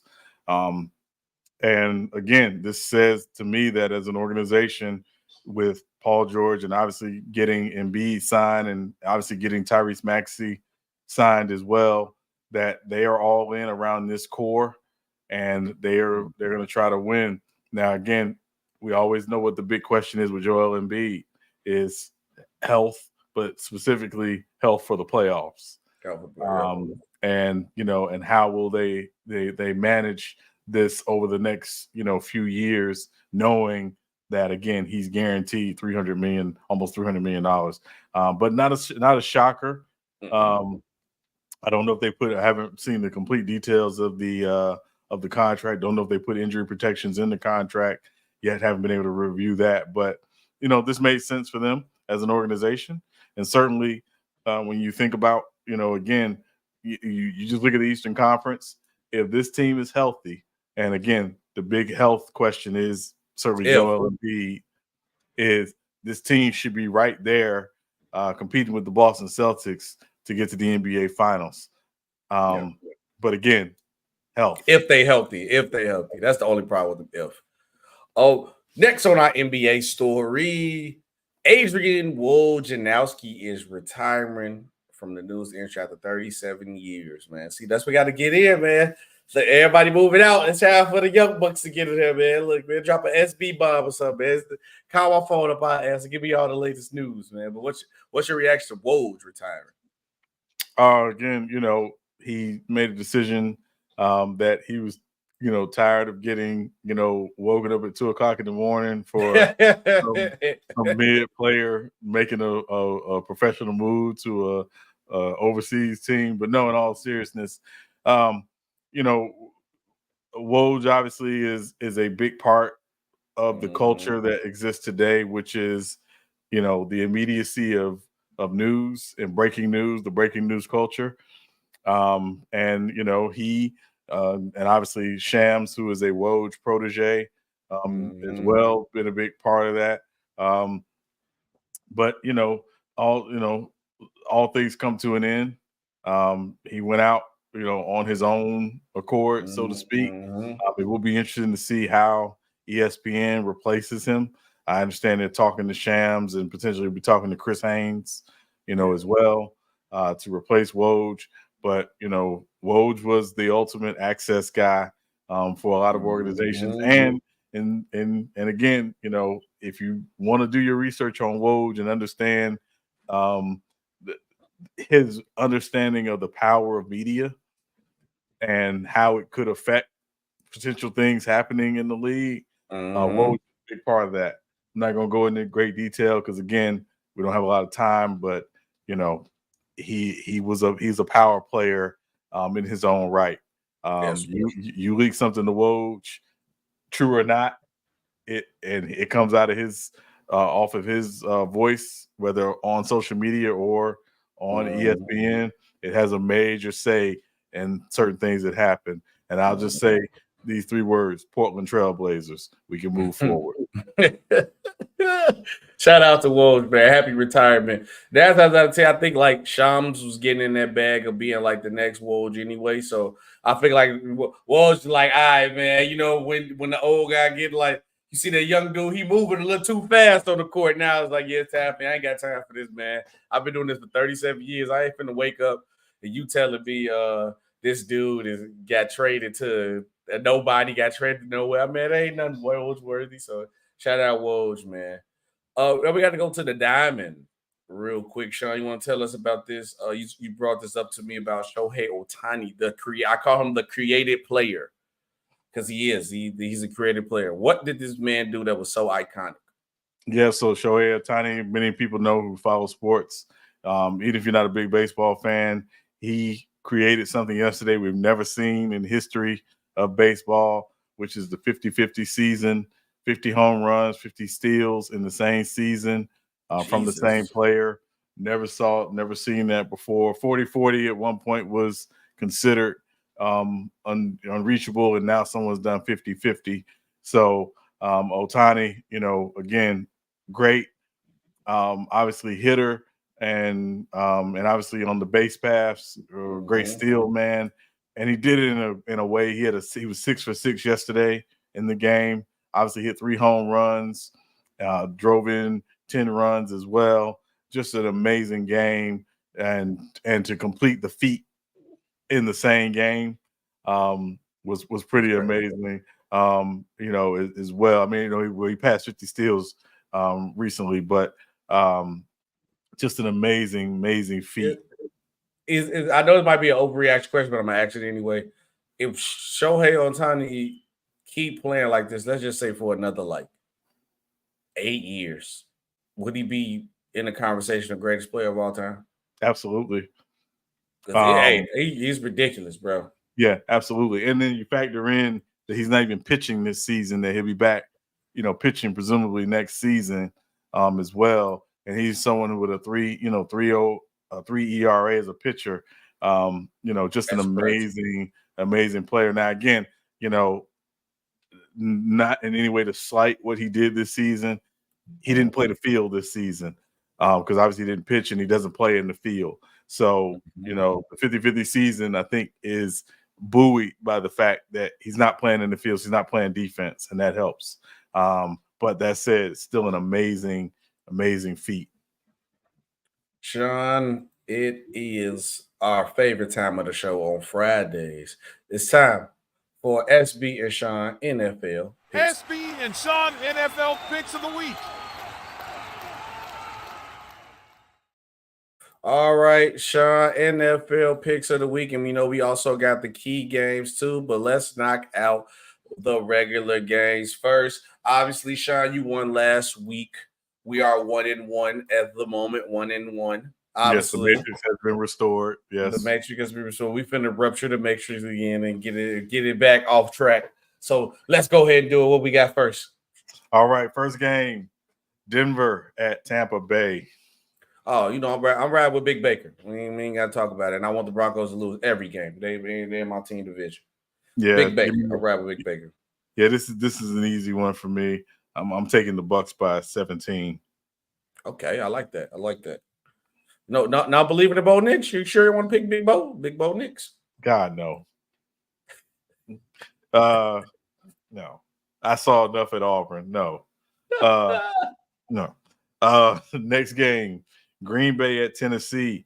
Jordan Love is practicing. Not sure. They have not medically cleared him yet. But Green Bay at Tennessee, if Jordan Love doesn't play, obviously Malik Willis will be in line to start going back to Tennessee. This is the Malik Willis revenge game. And we just talked about how bonehead Will Levis will be. This will be the game Will Levis need to bounce back on, because if Malik Willis come here and outplay you, they'll be like, we just let Malik Willis go. We should have kept him over Will Levis. But I want to pick Tennessee because they defense, but I feel like the Packers going to come in motivated in Tennessee. Malik Willis revenge game. They're going to want to get this win for Malik Willis. I'm going to go against my man. I feel like I'm going to regret it, but I'm taking the Packers. I'm taking the Packers as well. Oh, okay, cool. Yeah, I'm taking the Packers as well. I'm taking the Packers by 6. I think that Titans defense is going to be real, though. I think the Titans defense is going to play, but I think Titans defense is going to play well, but I just think Green Bay's defense, coming off of what they did last week against Anthony Richardson, and there's a good chance Will Levis is going to give them a couple chances there. So he gonna give a couple up. Yeah, so I'm taking the Packers by 6. Next game, New York Giants at Cleveland Browns. Oh, the Browns. We ain't gotta waste our time on this. I'm not picking the Giants to win nothing. And then if they do win, I'm not gonna act like I'm shocked. I'm just saying you drop the ball. So the Browns, if y'all lose, y'all just drop the ball. Y'all shouldn't. No team should lose to the Giants this year. If your starting quarterback getting booed walking into a game, yeah, you should lose to that team. Yeah, I'm taking the Browns by 9 as well. This is an easy game for me to pick. The Giants stink, and we can't say it enough. Giants, you stink. So you should be preparing for 2025 to figure out who your next head coach is going to be and who you're going to take with one of those top 2 picks, because you stink. So yeah, Giants stuck. Browns by 9. Okay. Next game, Houston Texans at Minnesota Vikings, battle of undefeated teams. And my MVP pick of this year will still be undefeated. We're going to go the Houston Texans on this one. Yeah, I'm taking the Texans as well. I don't think it's going to be a blowout, but I'm going to take the Texans by 6 in this one as well. Next game, Chicago Bears at Indianapolis Colts. I think this is where the point we're gonna get a little shaky at. I'm letting the homestyle nostalgia get in my head because the Colts are 0-2, and it's the game they could win. It's the Bears at home, and the Bears could make them go 0. I'm gonna go to Bears. I think this Caleb Williams gonna get the Colts defense give up big plays a couple times. So I'm gonna take the Bears. I'm gonna go with the Bears again. I'm gonna believe in the Bears. I'm taking the Bears as well. Oh my God! I thought you was gonna pick the Colts. We got to pick a different team at some point, Sean. Well, no, it's coming. It's coming. Trust me, it's coming. It's coming. No, okay. I'm taking the Bears as well. I do have some concerns about the Colts. I thought the Bears defense played really well on Sunday Night Football against the Texans, particularly in the second half. I thought they made some good adjustments, but they got to figure out a way to better protect Caleb Williams. And I think they can try to get their running game going this week. The Packers ran the ball really well against the Colts last week. So Bears get that running game going with DeAndre Swift and Khalil Herbert. Agreed. So I'm taking the Bears, but I'm taking the Bears in the close. I'm taking the Bears by 4. Because the defense getting the stops, they got to protect Caleb Williams so they can put the points up. Because the defense put them in position to score. Because the Bears could have beat the Texans, honestly. Yes, and Caleb Williams will throw a touchdown pass this week. Book it. Yeah, I think he will throw a touchdown pass. He will throw a touchdown. Probably the question is the who, but that's I wouldn't bet on no Bears touchdown parlays though, because you ain't no telling who. I'd say DJ Moore, but I wouldn't take the chance because he gonna take whoever gonna catch this touchdown moment right now. He desperate right now. Yeah. Next game, Carolina at Las Vegas. Oh God. Woo! Battle of the trash, and I can't believe I'm finna pick the Raiders, but I'll be darn if I pick the Panthers. I'm gonna take the Raiders. I don't want to pick the Raiders, but I'm taking the Raiders. I ain't finna lose. Yeah, I'm taking the Raiders as well. I know Andy Dalton obviously is starting, but and again, he could provide a spark to that offense. But I don't have great expectations of the Panthers, so I'm taking the Raiders by 8. But don't last time, it'll be such a Raider thing to do to go beat the Baltimore Ravens and then come up next Sunday and lose the Carolina Panthers. That is such a Raider thing to do. I'm just letting you know now. Be prepared. Yeah, of course. Next game, Miami at Seattle. First game with Skylar Thompson starting for the Miami Dolphins. Seattle obviously undefeated, coming off a big win in New England last week. If Tua was playing, I would definitely pick the Dolphins with no back. With Skylar Thompson, it's too many question marks, and then that means they really gonna depend on the run game, and it's in Seattle. I'm with that being said, and with my concerns, I'm taking the Seattle Seahawks. Yeah, I'm taking the Seahawks as well. I'm gonna take the Seahawks by 7. Again, I think questions around Dolphins offense, no Raheem Mostert as well. And then, that Dolphins defense has not really been impressive to me either. So I'm taking the Seahawks by 7. Next game, Detroit Lions at the Arizona Cardinals. Oh, we had Arizona. Now, Arizona offense looked a little bit better. Imagine it's still a couple more weeks before October hit. That Call of Duty coming out. So Kyler is a little bit more locked in. But I don't think nobody really hurt on the Lions. I'm going Detroit. Run game, dominate the ball, dominate possessions. I'm taking Detroit. Coming off a tough game last week, losing to Tampa. Jared Goff is 25th in QBR in the NFL after 2 weeks, behind Justin Fields and some other guys. Jared Goff's got to get going. That said, I do think Detroit will figure out a way to win this game. Again, I think it's going to be a tough game because, again, Arizona's, they're the Clippers of the NFL. 1 week they can look like, okay, yeah, they're legit, and the next week they won't. But I just think Detroit, from a talent perspective, will be a little too much. So I'm going to take Detroit by 6. Sean, we got to pick something different at some point, man. It's coming. It's coming. We got key games. We got key games. I know what games you talking about. I'm trying to get a couple gimme games, man. Come on, man. Yeah. You take a chance or two, man. Yeah, no. Listen, you take the chance. You take. Last week it was some upsets. You know what I'm saying? No. Next game, the Battle of the Walking Wounded, San Francisco at LA Rams. Now this one gonna be a tough one to call.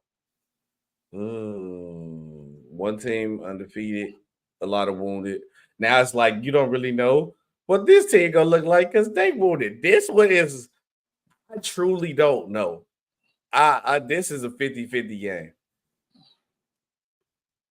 And Nick Bosa might not play. This is gonna be my first risky pick. The San Francisco 49ers just coming off a loss, right? They just lost. Yes, they lost to Minnesota last week. They did just lose to Minnesota. Ooh. Deebo Samuels had majority of them yards that game too. I don't know. What you thinking? Who you picking? I'm taking the Niners. Okay, and I feel like I'm gonna regret this, and it's gonna be the game that's gonna make me lose this week. For competition's sake and pick of the week's sake, I'm gonna take the Rams because I truly don't know. Because there's too many people hurt. If they was healthy, I'm taking the. If the 49ers have my people healthy, I'll probably take the 49ers. But if the Rams is healthy too, that's a 50-50 game. That's definitely a 50-50 game because they play good against the 49ers. Yeah, I'm taking the Niners by 2. I think it's going to be an ugly, close game, but I'm taking the Niners.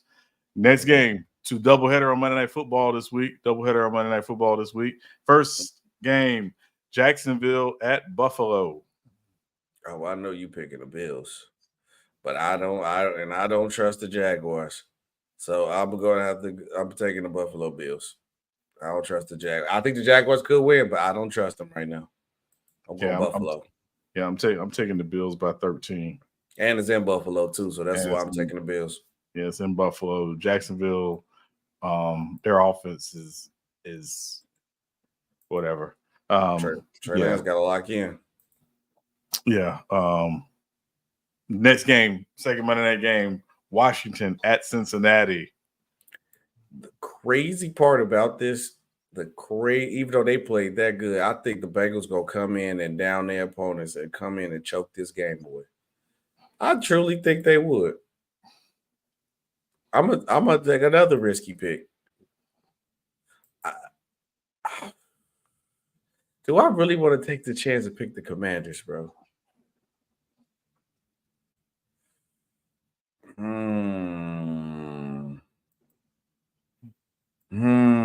Sean, this one kind of tough, dog. This one kind of tough. I'm gonna get the Bengals. This is my one chance of the season for the Bengals. I'm gonna pick the Bengals. I'm picking the Bengals too, not because I like them. They're at home. That's the reason I picked them. I ain't gonna hold you. Yeah, but this game does not give me comfort picking it this way. But no, I'm gonna take the Bengals by 3.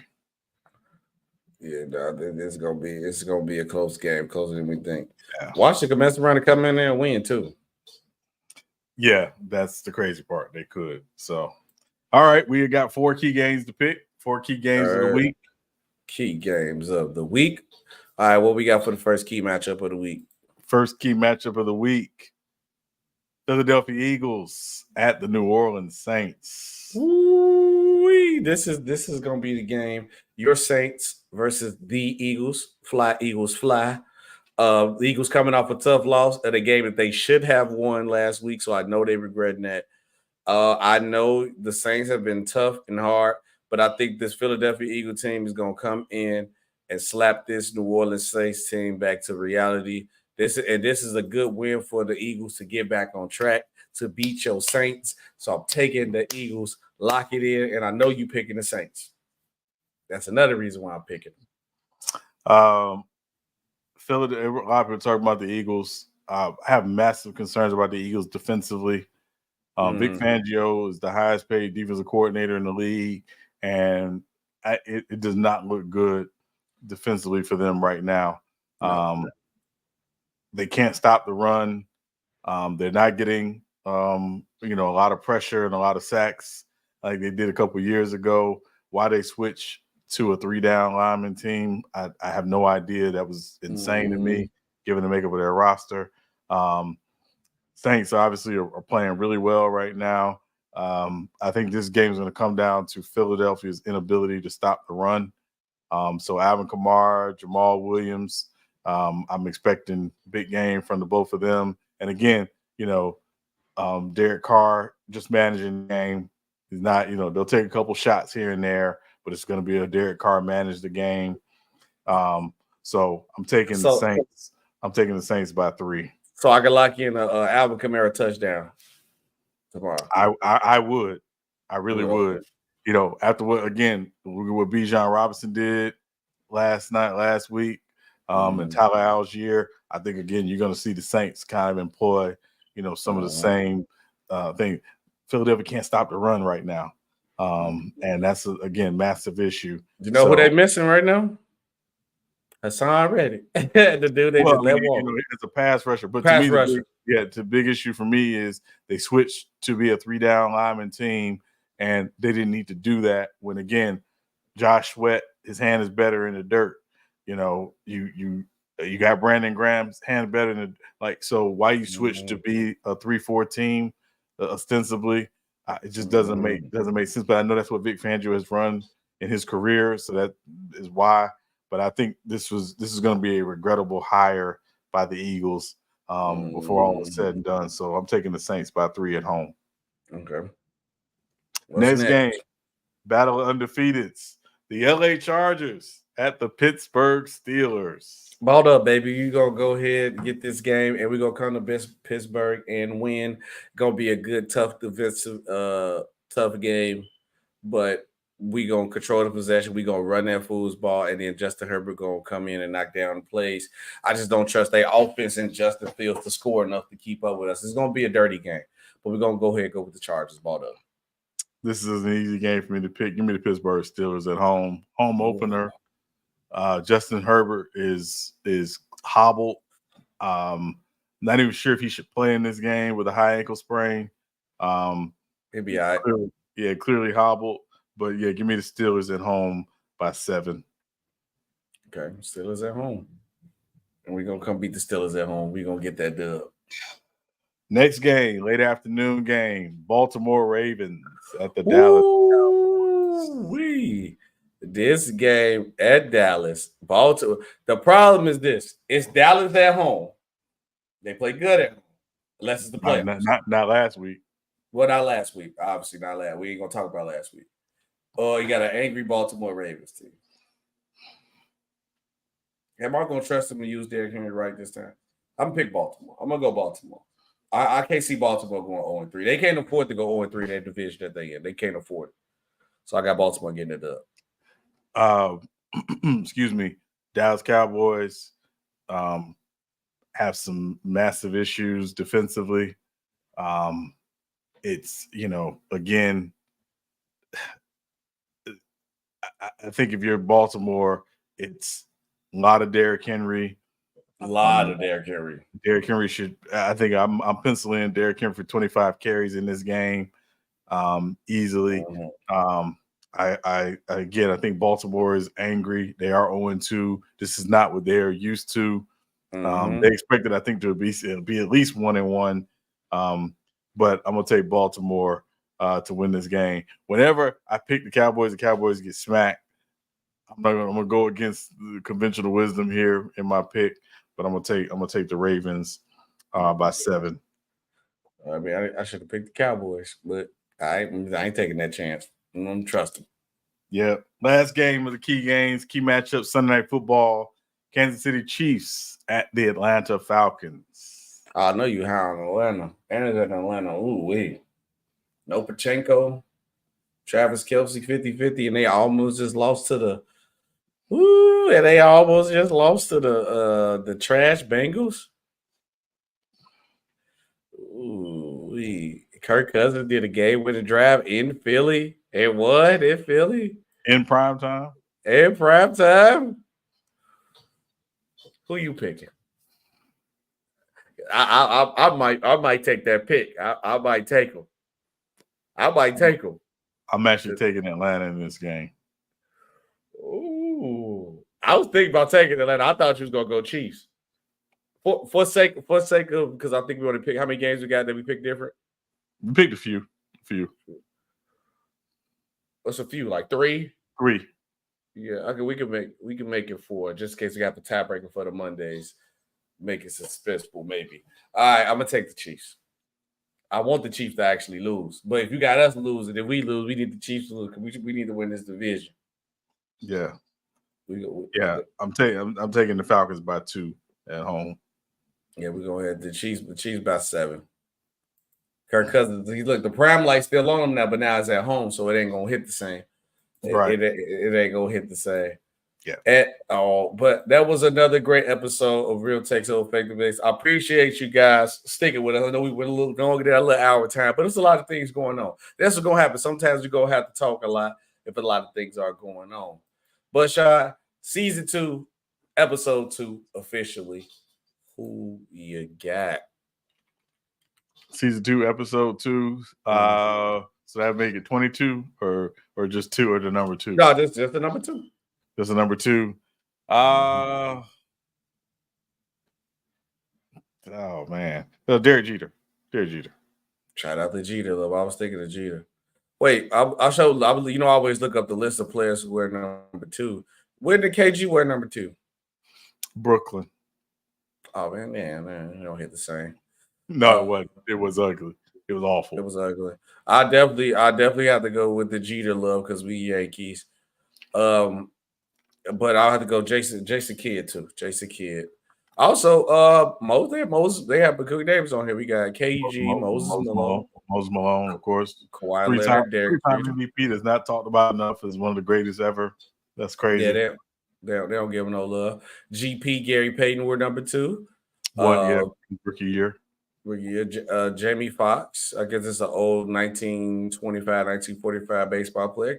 Of course, Kyrie Irving, Jason Kidd, Rick Barry, Roberto Alomar, and Alex English. Oh, shout out Alex English. I like that.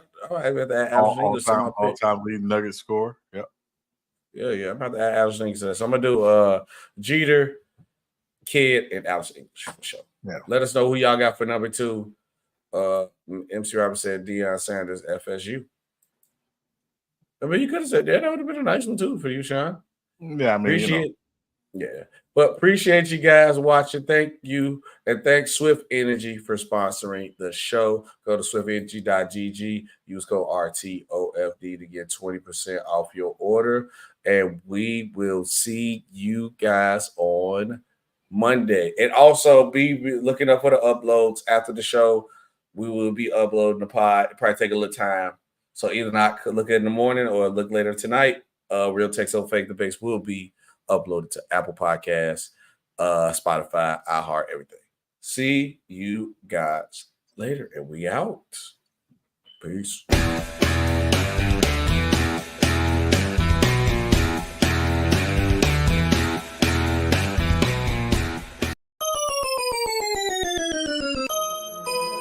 Rucker Man.